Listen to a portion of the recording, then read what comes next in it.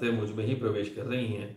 तदनंतर ब्रह्माणी आदि समस्त देवियां अंबिका देवी के शरीर में लीन हो गईं। उस समय केवल अंबिका देवी ही रह गईं। देवी बोली, मैं अपनी ऐश्वर्य शक्ति से अनेकों रूपों में यहाँ उपस्थित हुई थी, उन सब रूपों को मैंने समेट लिया है, अब अकेली ही युद्ध में खड़ी हूँ। ऋषि कहते हैं, तदनंतर देवी और शुंभ दोनों में सब देवताओं तथा दानवों के देखते देखते भयंकर युद्ध छिड़ गया। बाणों की वर्षा तथा तीखे शस्त्रों और दारुण अस्त्रों के प्रहार के कारण उन दोनों का युद्ध सब लोगों के लिए बड़ा भयानक प्रतीत हुआ।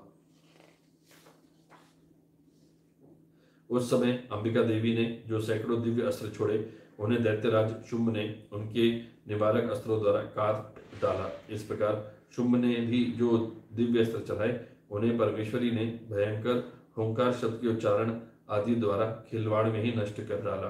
तब उस असुर ने सैकड़ों बाणों से देवी को आच्छादित कर दिया। यह देख क्रोध में भरी हुई उस देवी ने भी बाण मारकर उसका धनुष काट डाला। धनुष कट जाने पर फिर दैत्यराज ने शक्ति हाथ में ली, किंतु देवी ने चक्र से उसके हाथ की शक्ति को भी काट गिराया।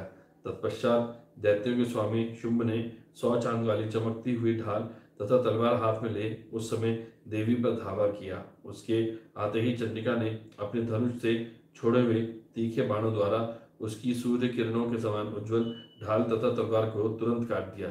फिर उस दैत्य के घोड़े और सारथी मारे गए।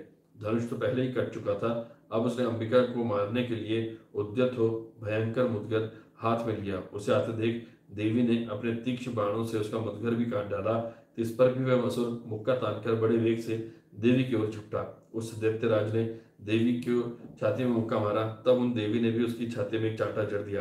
देवी का थप्पड़ खाकर दैत्यराज शुंभ पृथ्वी पर गिर पड़ा, किंतु पुनः सहसा पूर्ववत उठकर खड़ा हो गया। फिर वह उछला और देवी को ऊपर ले जाकर आकाश में खड़ा हो गया। तब चंडिका आकाश में भी बिना किसी आधार के ही शुंभ के साथ युद्ध करने लगी। उस समय दैत्य और चंडिका आकाश में एक दूसरे से लड़ने लगे।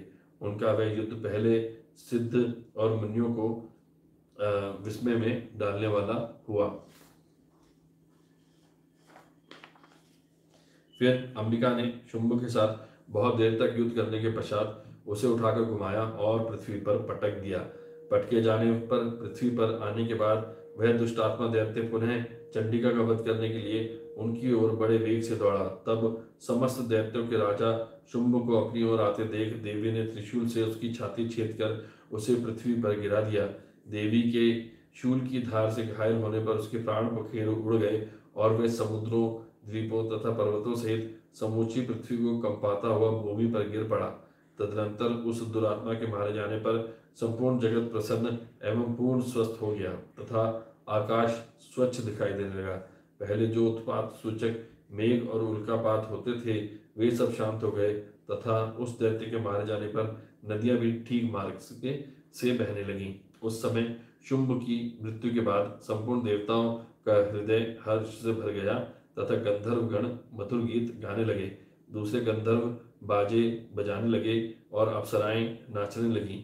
पवित्र वायु बहने लगी, सूर्य की प्रभा उत्तम हो गई। अग्निशाला की बुझी हुई अग्नि अपने आप प्रज्वलित हो उठी तथा संपूर्ण दिशाओं के भयंकर शब्द शांत हो गए। इस प्रकार श्री मार्कंडेय पुराण